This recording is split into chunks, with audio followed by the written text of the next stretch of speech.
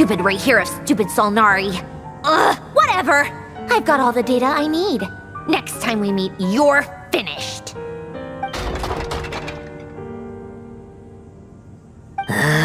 He sure doesn't pull his punches. Excuse me, do you need a hand? You can do me a favor by staying out of my way. Can't you see I'm busy? Wait a minute. I recognize that voice. Hello, Miss Sandrone. Father sent us over to help. Huh. How considerate of her. Hey, Fremine, get over here and help me fix this. Lenny, you do your thing. Just keep your sister away from my machines. Nearly every machine that cat girl touches ends up going haywire. Go put her on cleaning duty or something.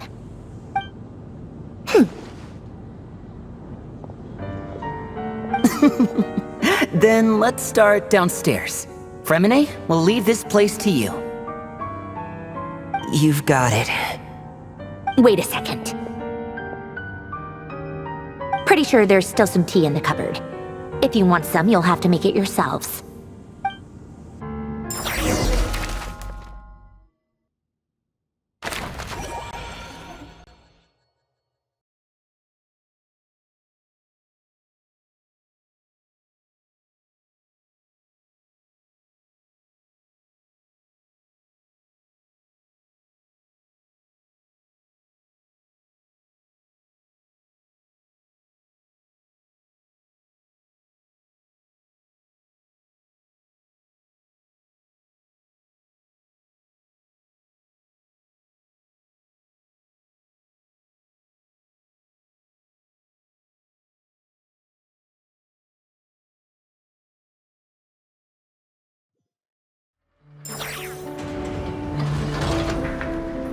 Get back on track!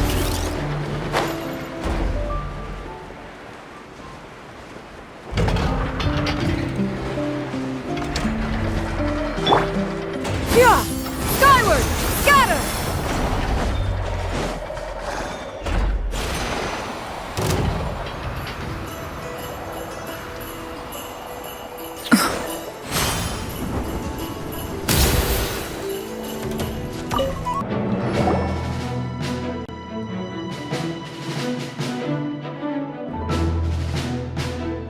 It's a relief to see you all made it back in one piece. Huh? Feels like there's quite a few people missing. Where's Flint's and the others? And what about Nefer? I returned ahead of them. Flint is helping Aino and Anefa to set up the decoys and buy us some time. As for Miss Nefer... Boss is still wrapping things up on her end. She sent us back to fill you all in on the top secret intel we've been gathering. I see. Then let's get right into it. But first, who do we have here? You brought someone else in to help? Greetings. I was invited here to help as a longtime Tea Party companion of Columbina's.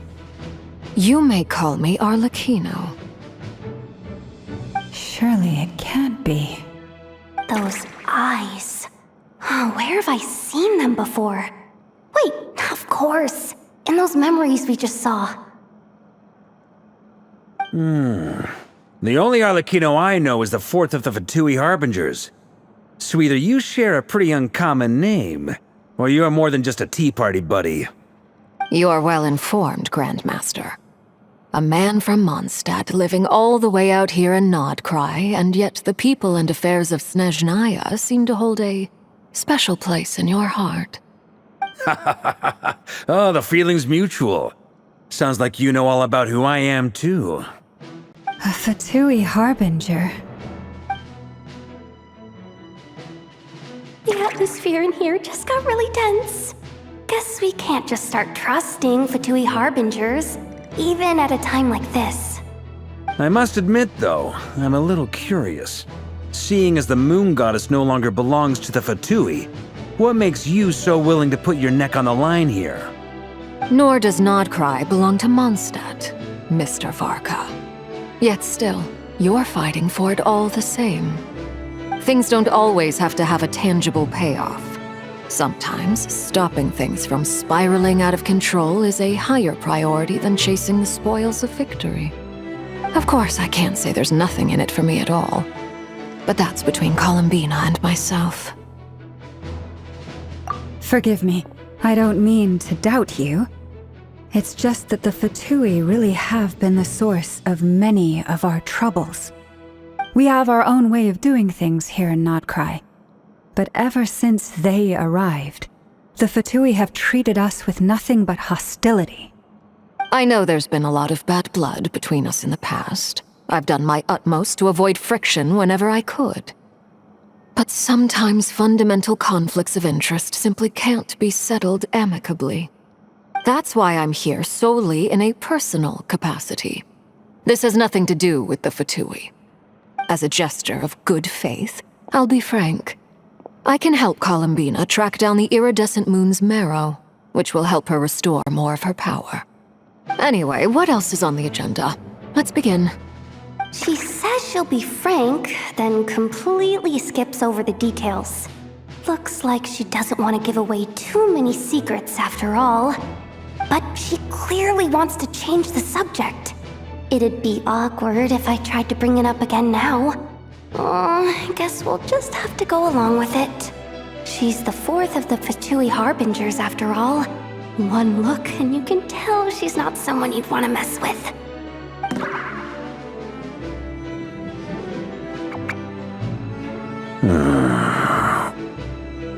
Well, since Miss Arlecchino sounds confident in her ability to handle that, we'll proceed to the next topic. Yehoda, time to share that top-secret intel. Alright, listen up everyone. First, we now know that Rerir was originally a Conrian secret agent whose primary mission was to hunt down and assassinate the so-called Dregs of the Crimson Moon. The Dregs of the Crimson Moon? In the memories, there was a lot of talk about the Crimson Moon and Eclipse, and a whole bunch of other stuff from the time of Conria.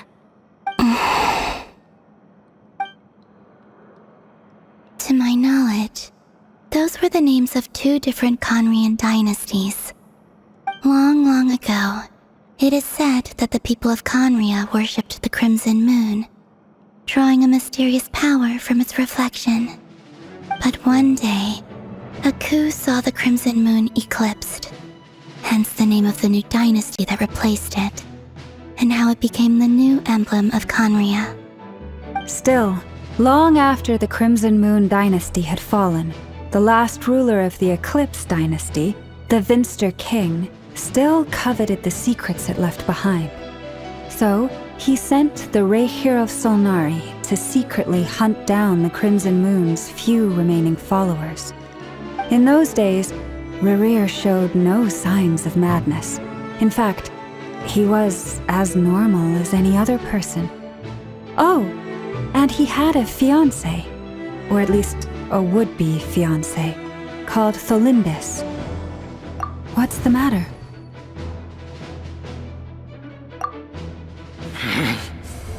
Verfnir, Freindaughter, Flinders.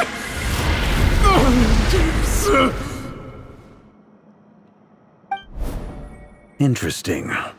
Anything else? What about this would-be fiancé of his?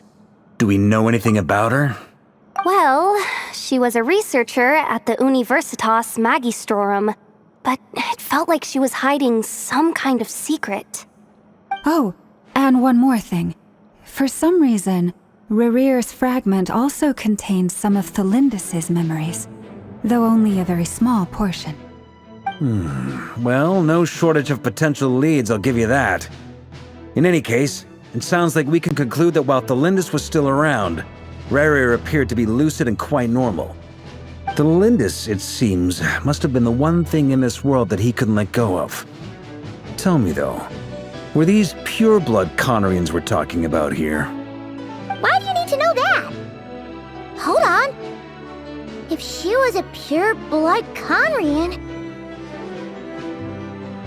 Oh yeah! Just like how it was with the captain. If we could somehow find her, do you think there's any chance Rerir might regain some of his sanity? It's possible, but it would take a miracle. We can't pin all our hopes on that. That merchant who Nefer knows, Dori Sangama Bay. Maybe we could hire her to look into it. All right then. Let's keep working in our separate teams. Traveler, Paimon, Kutar, and Miss Arlecchino will go look for the iridescent moon's marrow. As for the others... On the way over here, I noticed that the wild hunt monsters had grown even more frenzied in their search for Kutar. At this rate, the people living here will be in grave danger too. So I'm thinking of gathering together some of our followers to go wipe them out. I'll head back to the curatorium and meet up with the boss. Feels good knowing we've all got something to be getting on with. Given that the Wild Hunt has been a lot more active lately, the Lightkeepers have likely begun their own operations too. If that is the case, someone will need to pass the news on to Flint's.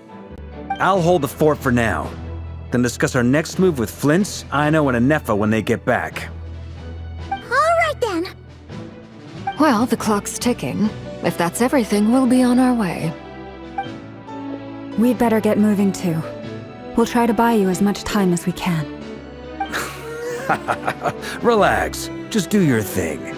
I decided to call in some backup since things are getting so hairy. Our reinforcements should be here any minute now. Stay safe, everyone. Dismissed.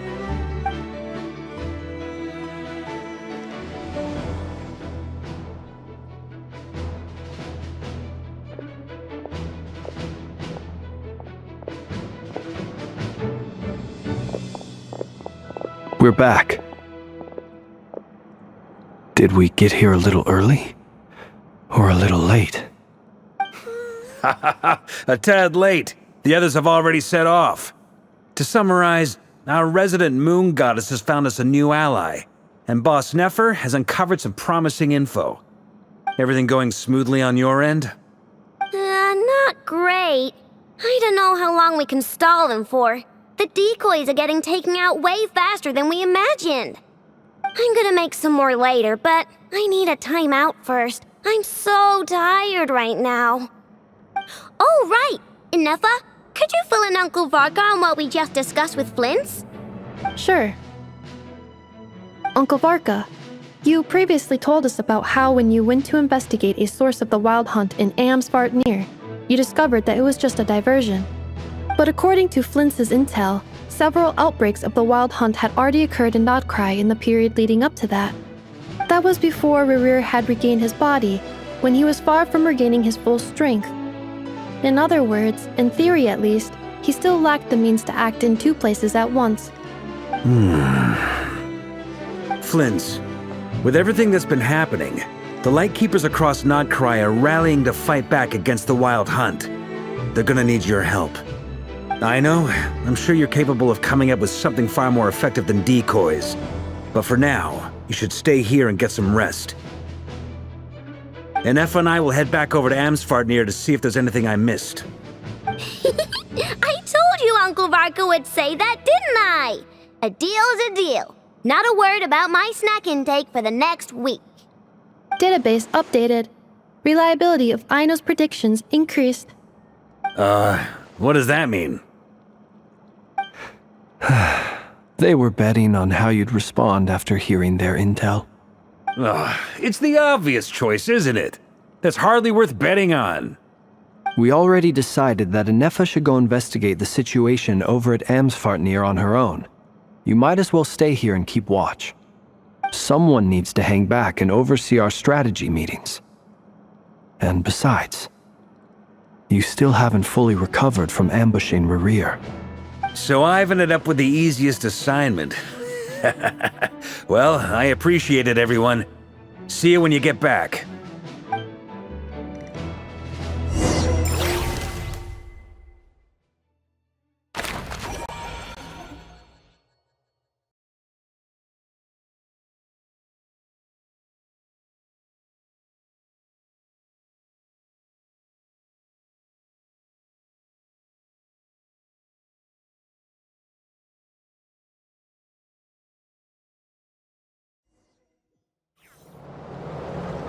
Yeah! Skyward! Scatter!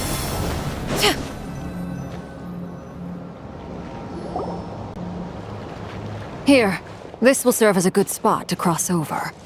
Arlecchino, hold up a second!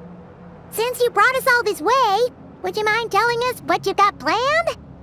We still haven't got the slightest idea what's going on here. And if even Columbina doesn't know where the iridescent moon's marrow is, how do you?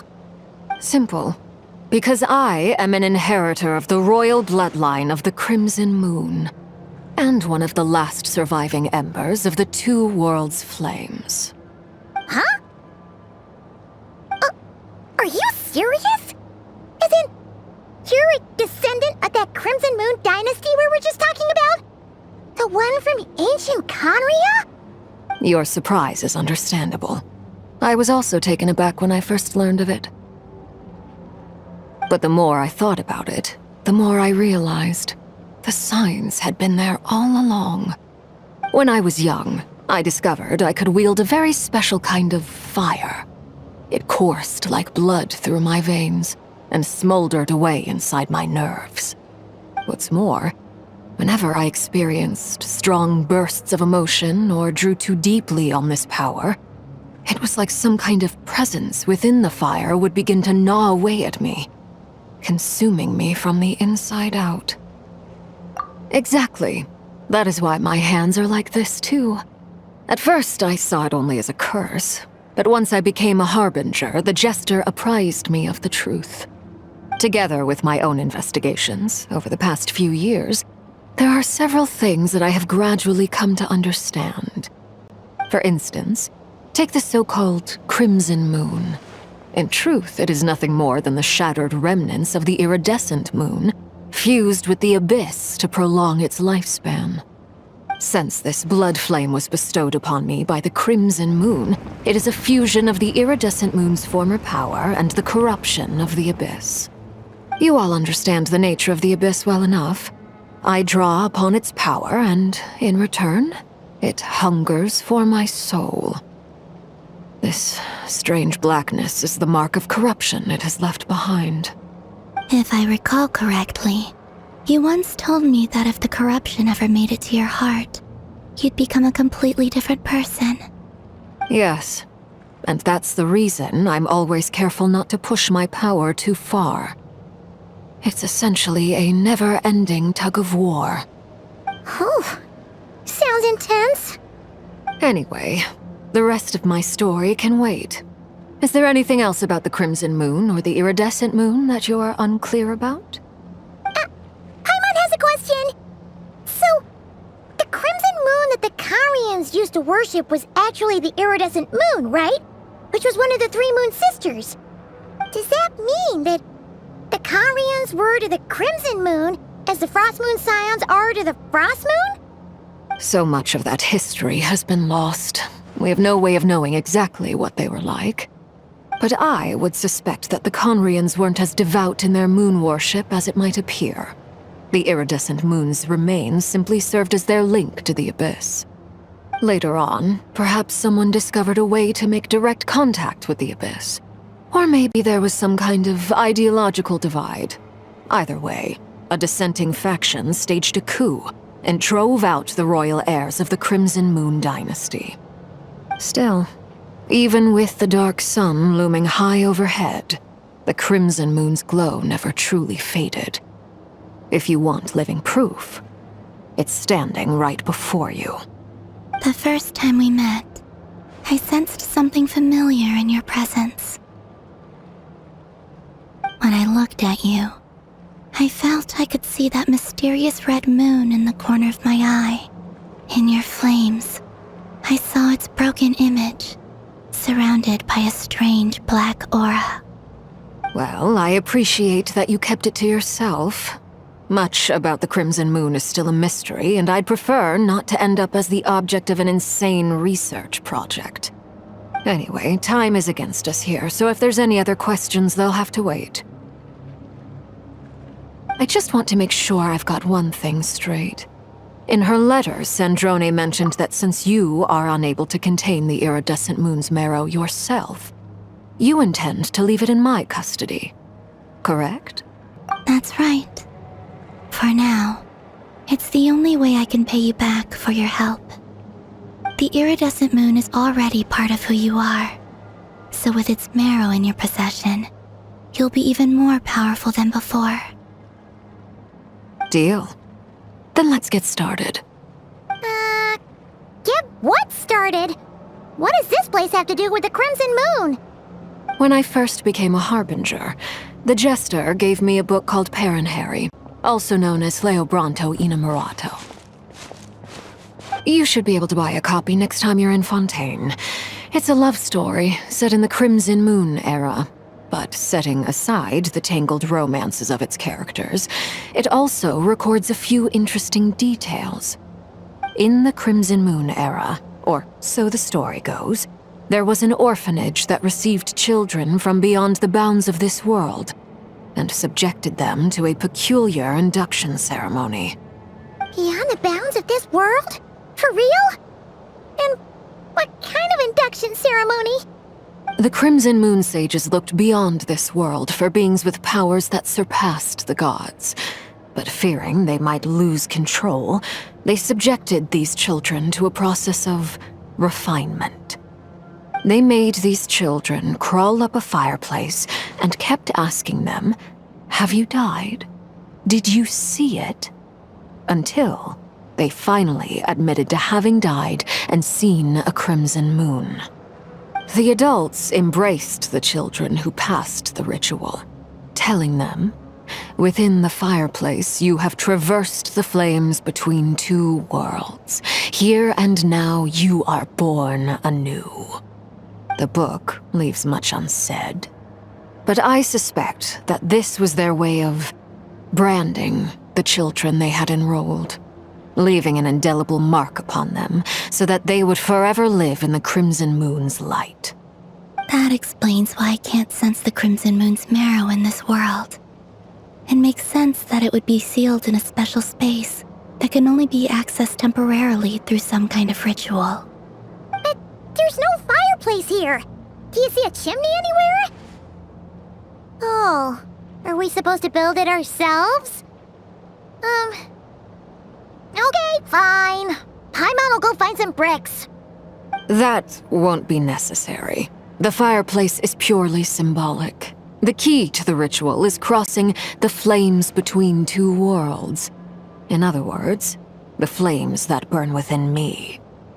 Those burned away by such flames leave behind a kind of ghostly afterimage in the world. In the days of Conria, people believed they could be used to bridge the gap between the two worlds of life and death. In short, I can open a passage to that space for you. That's the easy part. The catch is I'll need to stay on this side to keep the passage open, so I won't be able to come with you. Once you're inside, you'll have to find your own way. Very well. Then I'll open it up. Traveler, spare me a little more moonlight if you would. I may need it.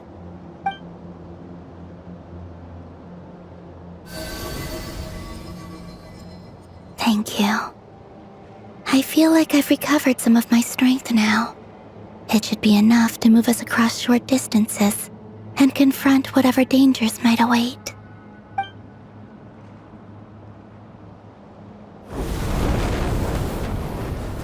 Mistress of the seven hues of ages past, great mother of the present, crimson-clad sovereign of the two realms, by fire severed, by fire renewed, I offer myself now and beseech your descent.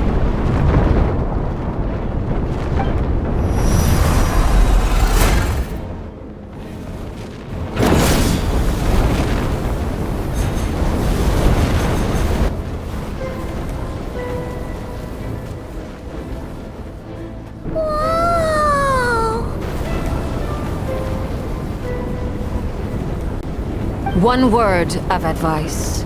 As you're crossing over, no matter what voices you hear, do not answer. Got it! I sense a sinister gloom inside, but also the familiar light of the moon. feel that I am about to meet an old friend who has changed beyond all recognition. All right, let's go.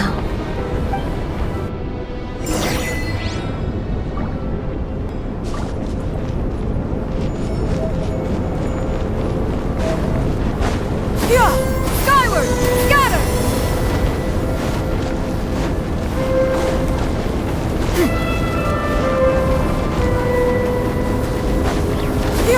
Skyward! I sense your presence and craving death and rebirth.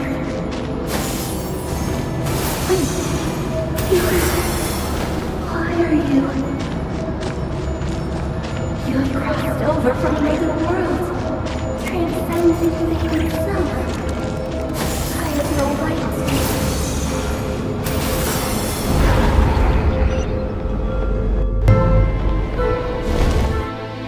Hey! Look up at the sky! A red moon! This must be the spot, right? Is that the abyss? It's practically filled the entire place! What now? What a tragic sight.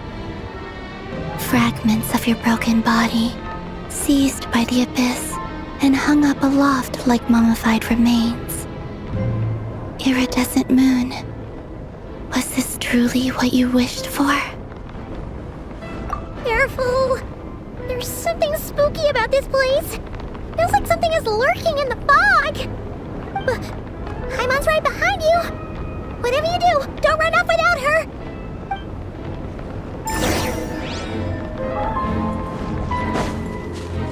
By the way, Kalambina, didn't you tell us that the iridescent moon had shattered into pieces? The moon up there looks pretty whole to Paimon. How is that possible?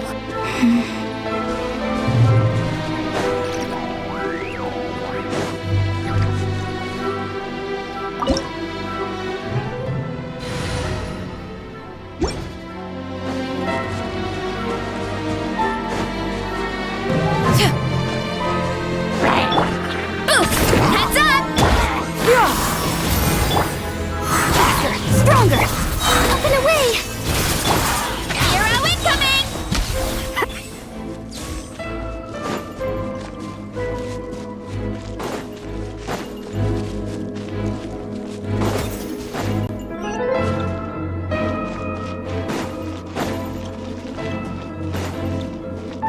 Just like I thought. It was only a facade.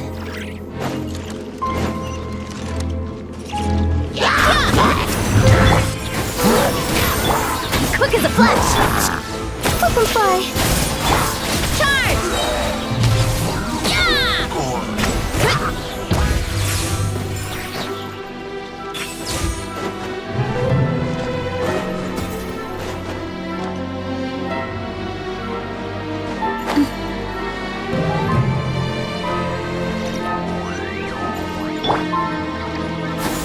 Skyward! Scatter!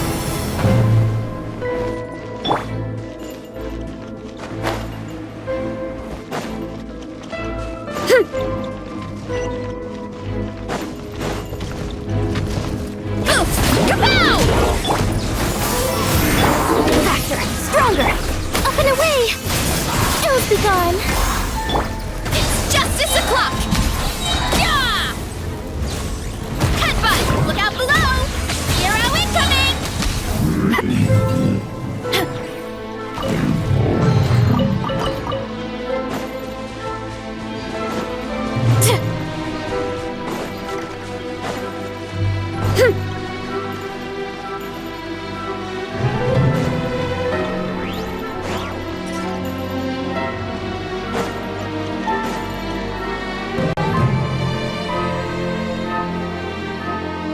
Huh? Huh? For real? That's way too high! There's no way we'll be able to reach it! No. I'm not sensing anything up there. It's coming from under the mountain. Let's see... Ah! There's some kind of weird shadow over the water! Wait, see that? looks like a mechanism of some sort. Let's check it out.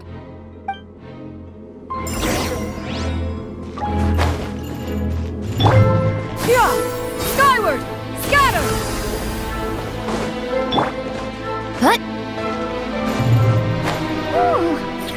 Looks like a device from the time of Kalia.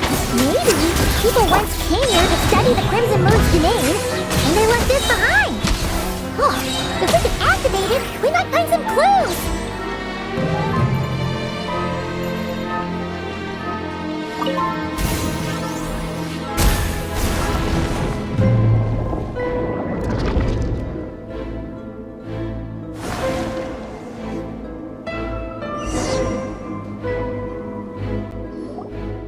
Hey, look at that! Now that the mechanism's running, the shadow in the water looks different. Do you think these mechanisms might be the key to unlocking the secret? Let's try to find more of them! Thalindis, we'll leave the rest of the research in your hands. We'll be heading back now. I hope this isn't ruining date night. Mind your own business.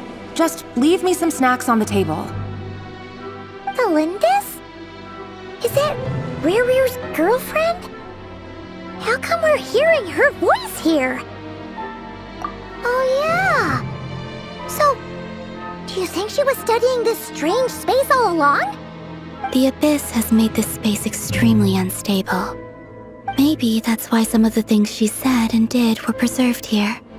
Like echoes. Or after images. Whenever I see this view, it takes me back to a poem from my childhood. Waning moon, oh lifeless damsel, weeping on the mountain crest. Mourning still in wistful tone, her fragile soul now laid to rest. For me, of all people, to be here investigating the mysteries of the Crimson Moon space, is it a coincidence or something more?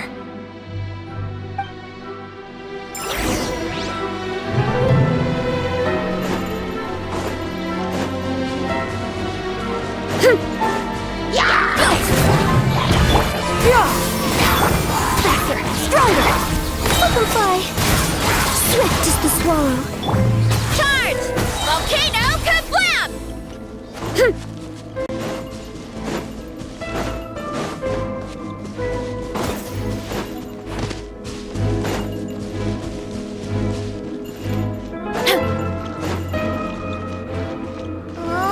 Looks like the Abyss has messed up this mechanism. We need to find a way to get it working again. Let's see if there are any other devices nearby.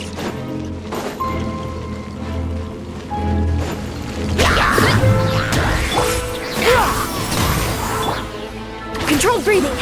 Let's move! Charge!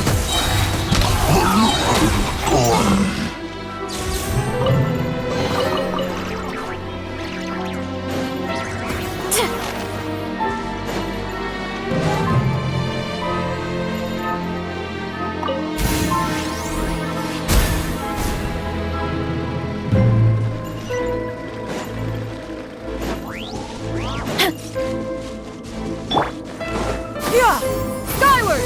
Scatter!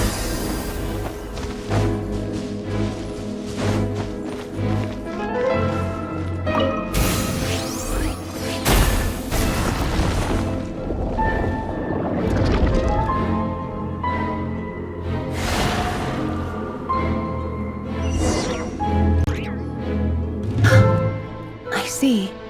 So the moon marrow, or rather the power of the three moons, is the key to unlocking. If it really does exist, then maybe this madness can finally be put to an end.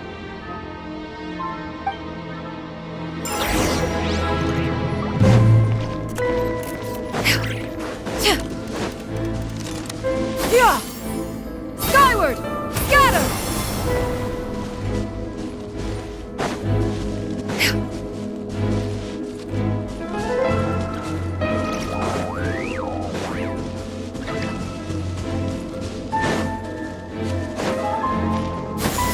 Skyward!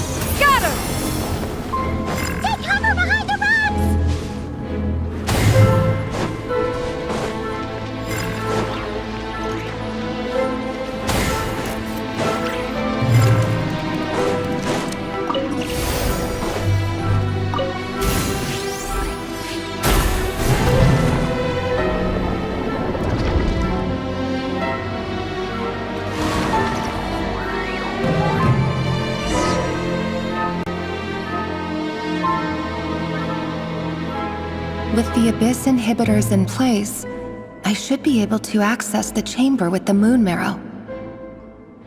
Oh, Rerir, with every step you take, you're drifting further from what you truly desire. But you're not the root of the problem. Ever since that outsider set foot in Conria, the Vinster King has sunken deeper into madness. If only I could get my hands on that outsider.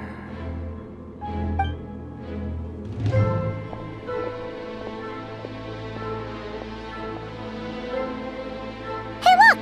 The moon's reflection is back to normal! Lindis's voice mentioned a chamber with the moon marrow. Do you think maybe it's hidden in the moon's reflection? It must be. For within it, I sense the fragile aura of a dying soul. Then there's no time to lose! Let's go!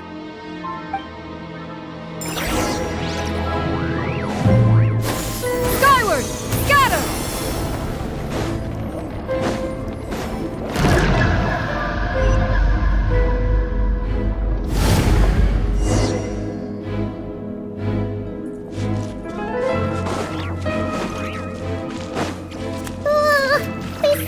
So creepy! Oh, looks like we'll have to destroy them if we want to get to the iridescent moon's marrow.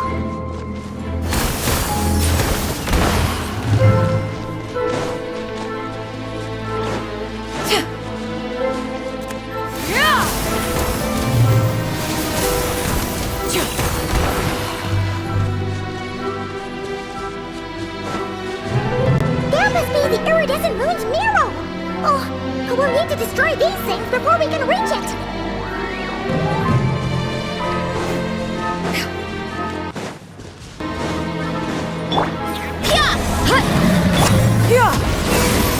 Seize the skies!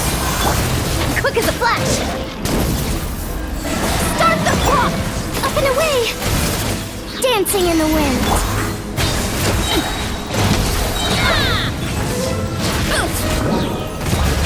Justice o'clock!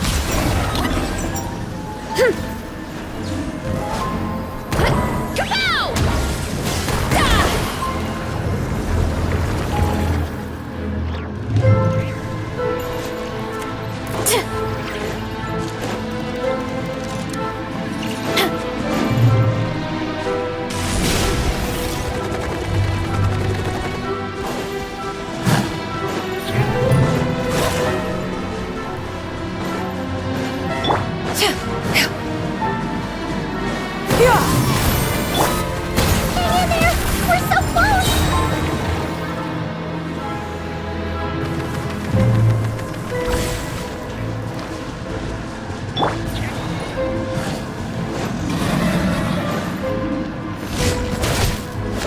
Too strong!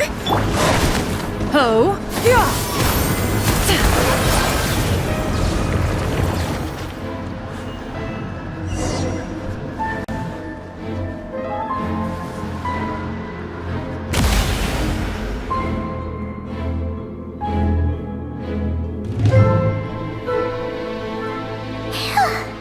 We finally did it! The iridescent moon's marrow, still burning away like an undying flame, yet now contaminated by the abyss. It has taken on a new form entirely. If we can purify the abyssal power within, we should be able to obtain its untainted essence.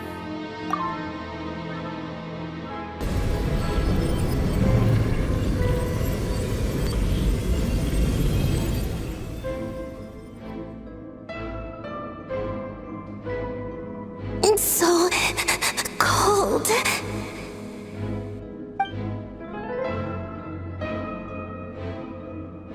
Is it you? Are you here? Huh? Are you talking to us? At long last, I can see you once more. Our fates have crossed, and I am finally free. I'm sorry, I lied to you. Even knowing what was to come, I still couldn't let go of the fear in my heart as death drew near. The moment the moon shattered, my body began to split apart piece by piece. Like I was being cut into pieces by 1,000 blunt blades. My thoughts scattered as the cold crept in, but I could not bear to fade away like that. Tell me, what was it that brought you to us all that time ago? If only I had possessed your courage, then I might have been spared this torment more painful than death. You look so puzzled. That's how I felt too when I first saw you. But trust me when I say that everything happens for a reason. Farewell, Hypo.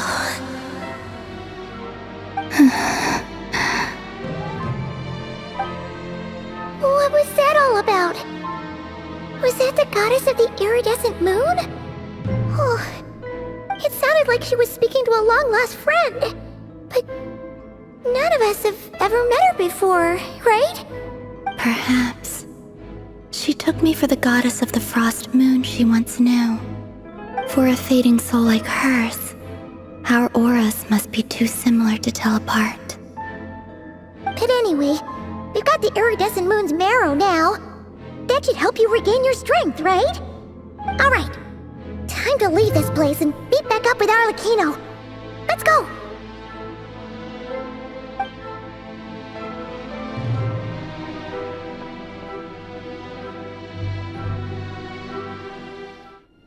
That's odd. This place looks different than when we came in. Waning moon, Huh? oh lifeless damsel. Oh.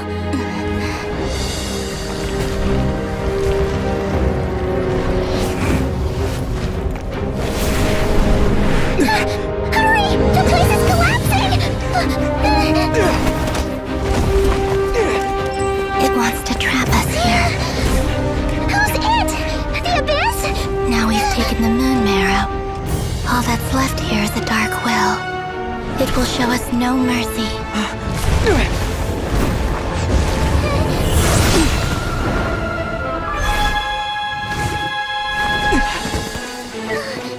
Give it back!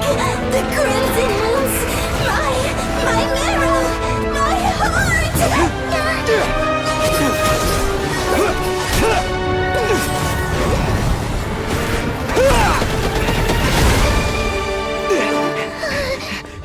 Finally!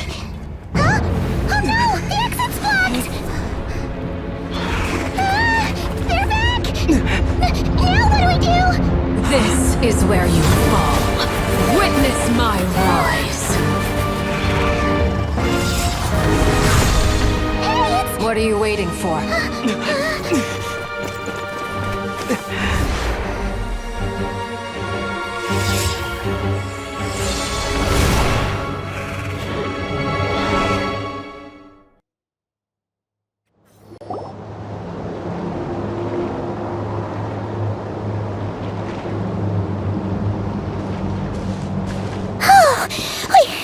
We made it!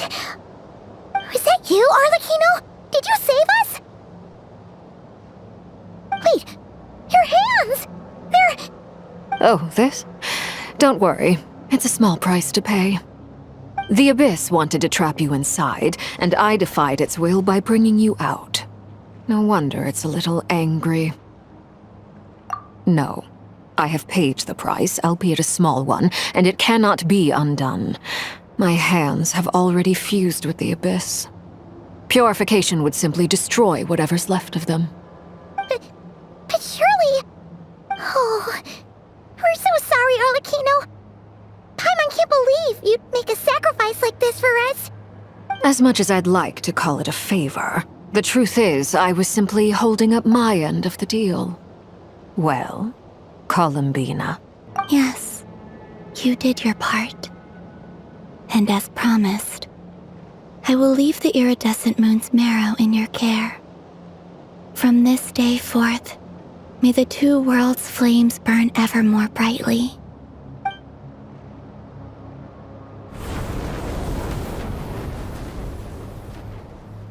I'll take that as a blessing. Now, Columbina, give me your hand. Accept this moonlight I offer in return.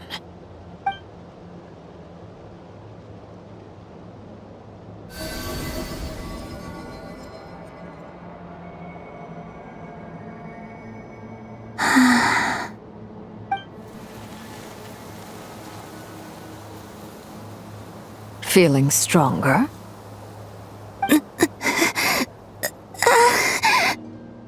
Hey, Columbina! Are you okay? I'm fine. Our powers are a little at odds, that's all. By the Frost Moon's authority alone, wielding the power of the other moons was always going to be a stretch. Still, I think it's fair to say that your strength has returned. At least to the level it was at as Third Harbinger. It's still not enough. There's no way I can hope to challenge Rayrier like this. Just one more ray of moonlight, if you would. It's okay. I can take it.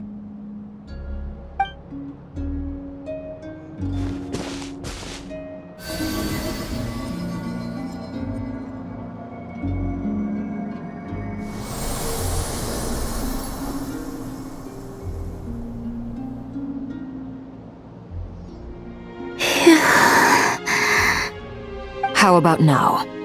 Fighting fit? At the very least, I won't have to stay hidden like before.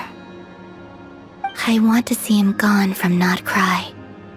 The Rayrier of Solnari and his wild hunt must be sent back where they belong. Well, it's good to have something to aim for. You certainly seem more alive now than you did earlier.